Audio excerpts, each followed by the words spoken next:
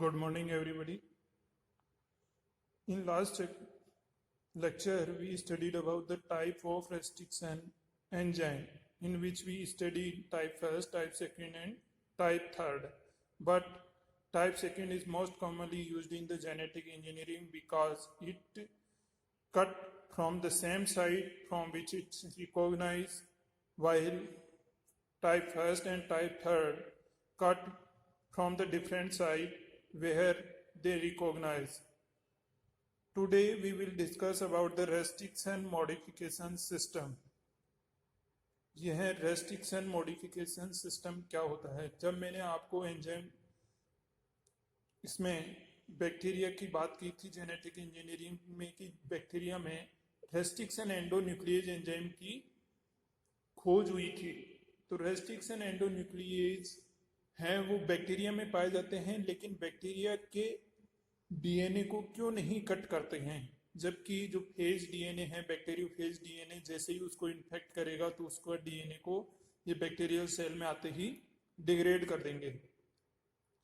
इसके लिए इनमें एक विशेष सिस्टम पाया जाता है जिसको अपन कहते हैं रेस्ट्रिक्शन मॉडिफिकेशन सिस्टम।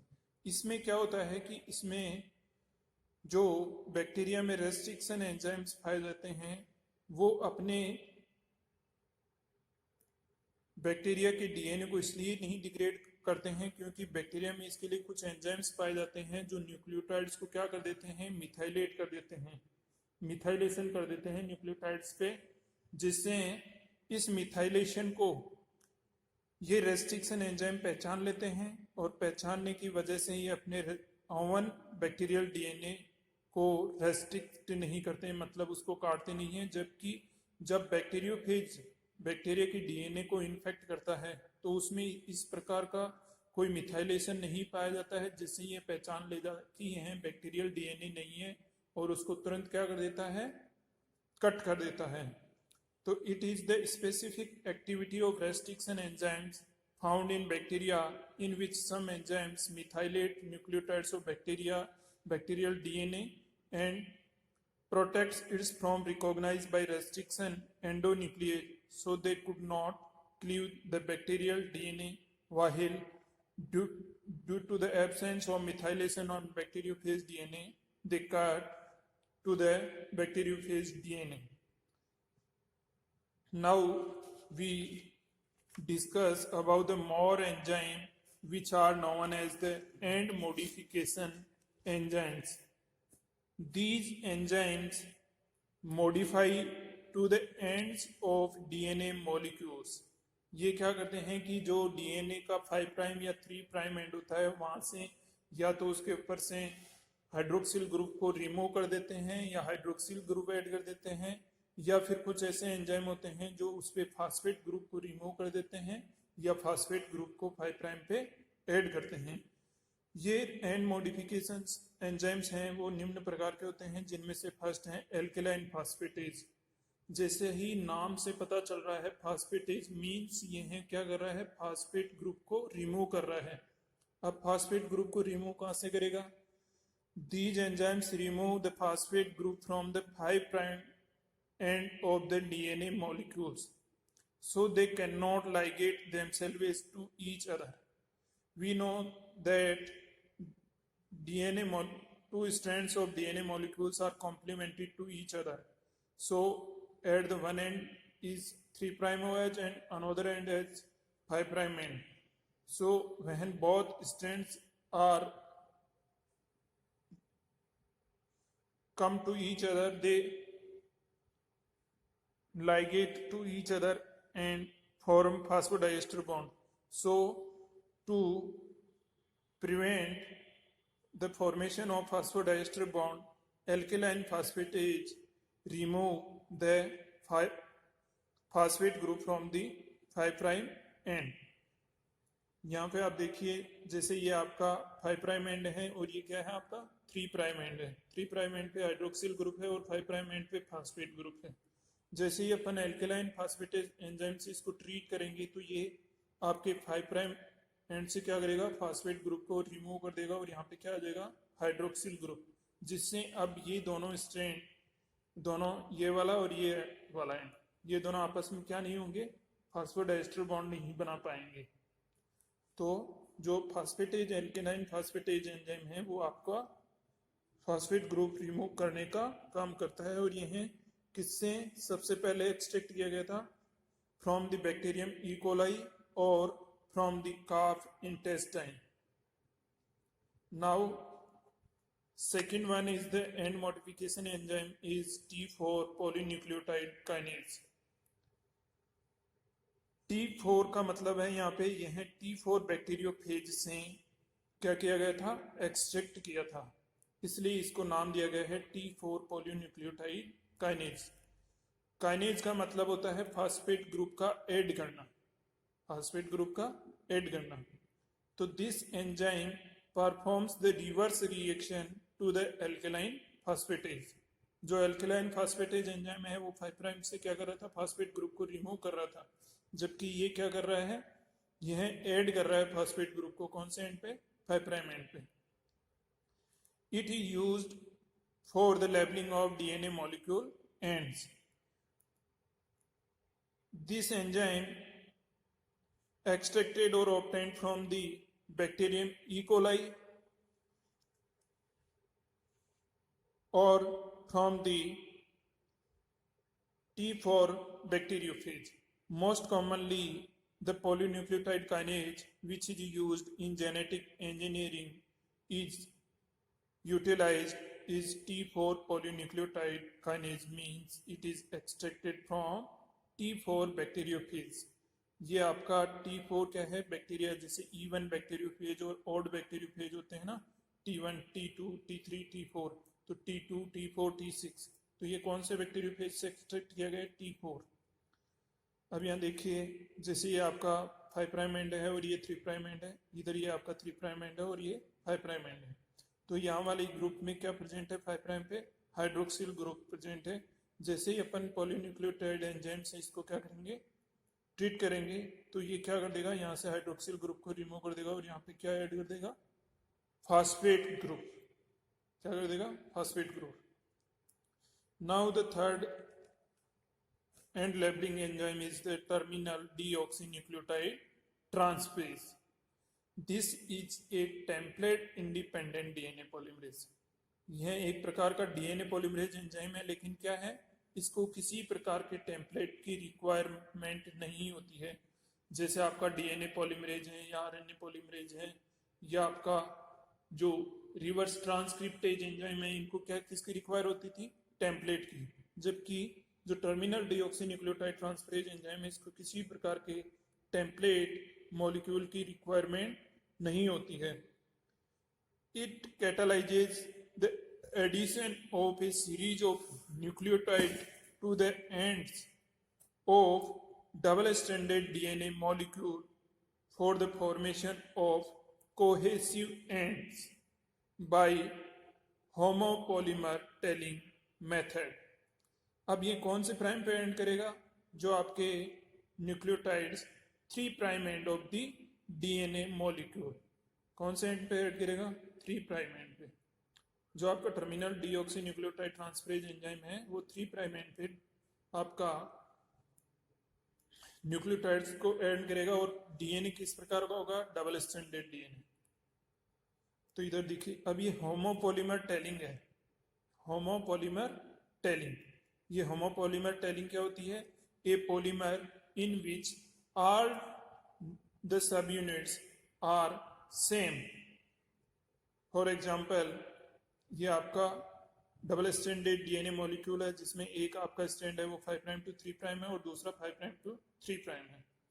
अब इसको अगर टर्मिनल डीऑक्सीन्यूक्लियोटाइड ट्रांसफरेज एंजाइम है, उसको अपन डीऑक्सी गुआनिलाइल ट्राइफॉस्फेट की प्रेजेंस में अगर ट्रीट करेंगे इस एंजाइम को, तो ये क्या करेगा कि जो आपका डीएनए डबल स्ट्रैंडेड डीएनए उसके दोनों तरफ 3 प्राइम एंड पे आपके ग्वानिन को क्या कर देगा?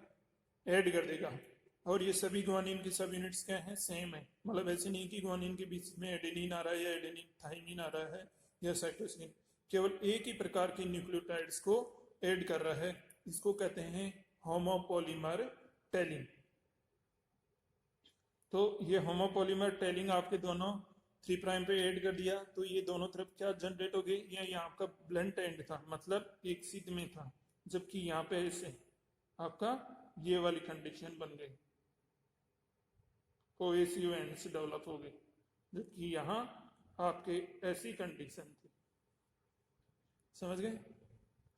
अब होता है लाइगेजेज एंजाइम। लाइगेजेज एंजाइम, लाइगेज का मतलब होता है जोड़ना। कोई भी दो डीएनए के मॉलिक्यूल्स हैं या कोई डीएनए के दो स्ट्रैंड हैं, उनको आपस में जोड़ने का काम कौन करता है? Ligase enzyme. DNA ligase enzymes joins two DNA molecules or two ends of single DNA molecules by synthesizing phosphodiester bond between two nucleotides। अब ये जोड़ने का काम करते हैं, तो इसका मतलब ये क्या है? एक एनर्जी डिपेंडेंट प्रोसेस। क्या है? Energy dependent process. इसमें किसकी आवश्यकता होती है? एनर्जी की। और ये एनर्जी कहाँ से प्राप्त होती है? या तो आपके एटीपी से या एनएडी से। किससे प्राप्त होती है?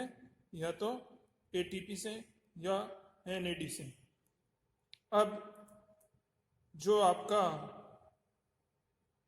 प्रोकैरियोटिक या बैक्टीरियम लाइगेज एंजाइम है, वो NAD as a cofactor required करता है।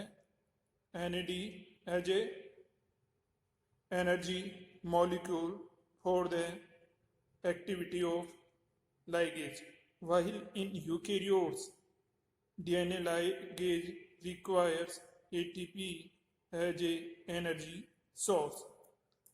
मतलब दोनों में, बैक्टीरिया में और आपके जो यूकेरियोट्स हैं, उन दोनों में एनर्जी सोर्स हैं वो दोनों अलग अलग हैं। बैक्टीरिया में आपका NAD as a energy source के रूप में काम करेगा और यूकेरियोट्स में एटीपी एज एनर्जी सोर्स के रूप में काम करेगा। तो these are the enzymes which are required in the genetic engineering. First one अपन ने देखा था, कौन से एंजाइम थे? Template dependent polymerases enzyme. Second जिसमें अपन ने न्यूक्लियस एंजाइम के बारे में पढ़ा था, और थर्ड जिसमें अपन ने रेस्ट्रिक्शन एंजाइम्स के बारे में पढ़ा था, और फोर्थ जो एंड लेबलिंग एंजाइम्स थे, जिसमें आपका फर्स्ट एल्केलाइन फास्फेट, सेकंड आपका पॉलीन्यूक्लियोटाइड काइनेज, और थर्ड आपका टर्मिनल डीऑक्सीन्यूक्लियोटाइड ट्रांसफेज एंजाइम, और लास्ट आपका लाइगेज एंजाइम जो डीएनए मॉलिक्यूल्स को जोड़ने का कार्य करता है। अब दो टर्म और आते हैं आपके, लिंकर्स और अडेप्टर्स। तो ये लिंकर्स क्या होते हैं? लिंकर्स क्या होते हैं कि डीएनए के छोटे छोटे स्ट्रेच होते हैं, मतलब जो 4 से आपके 8 न्यूक्लियोटाइड के बने होते हैं, और ये आर्टिफिशियली सिंथेसाइज किए जाते हैं।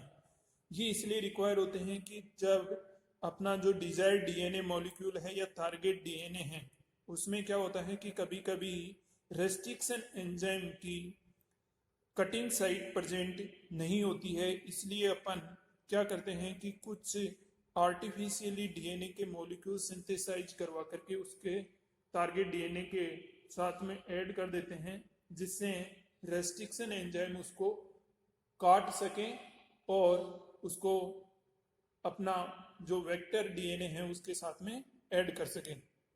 इसलिए ये लिंकर्स हैं वो अपन आर्टिफिशियली सिंथेसाइज करते हैं। तो these are the short stretches of double stranded DNA molecules of the non nucleotide sequence. क्योंकि अपन इसको आर्टिफिशियली सिंथेसाइज करते हैं, इसलिए इनकी न्यूक्लियोटाइड सीक्वेंस क्या होती है? नॉन होती है, अपने को पता होता है।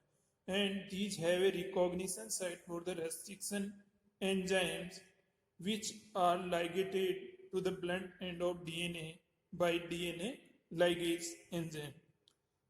अब आप यहाँ देखिए, ये आपका लिंकर डीएनए मॉलिक्यूल है, डबल स्ट्रैंडेड डीएनए है, जिसमें ये है आपके 8 से कितने 12 न्यूक्लियोटाइड का बना होता है। ये आपका टारगेट डीएनए है, और ये क्या है? ब्लंट एंडेड है, मतलब इसमें कोई सी एंड नहीं है। कौन सा एंड है? Blunt and. लाइगेज एंजाइम इन दोनों को जोड़ देगा। दोनों को जोड़ने के बाद में अपन रेस्ट्रिक्शन एंजाइम से इसको डाइजेस्ट करेंगे। तो रेस्ट्रिक्शन एंजाइम से डाइजेस्ट करने के बाद में ये क्या करेगा, लिंकर वाले पार्ट में से इसको क्या कर देगा, रेस्ट्रिक्शन एंजाइम की कटिंग साइट प्रेजेंट होने की वजह से इसमें कोहेसिव एंड्स जनरेट कर देगा। ये आपके कोहेसिव एंड बन गया, इधर ये और इधर ये। Next is the adapter.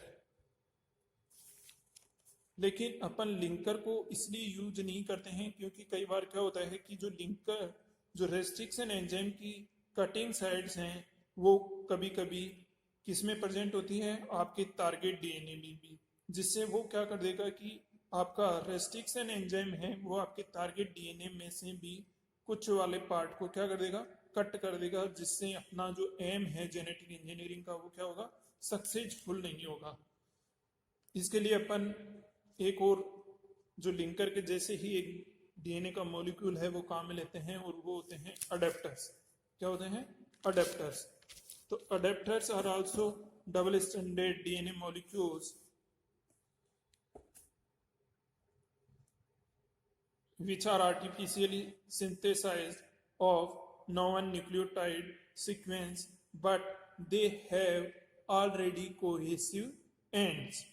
ये क्या होते हैं कि ऑलरेडी इनमें कोहेसिव एंड होता है, जिससे क्या होता है कि अपने को किसी प्रकार के रेस्ट्रिक्शन एंजाइम की रिक्वायरमेंट नहीं होती है। लेकिन इनके साथ में भी एक प्रॉब्लम होती है क्योंकि इनमें कोहेसिव एंड होने की वजह से ये आपस में क्या होते हैं, परस्पर फास्फोडाइस्टर बॉन्ड द्वारा क्या हो जाते हैं, जुड़ जाते हैं। इसलिए इनको भी अपन काम में नहीं लेते हैं। नाउ या in next lecture we will discuss about the vectors.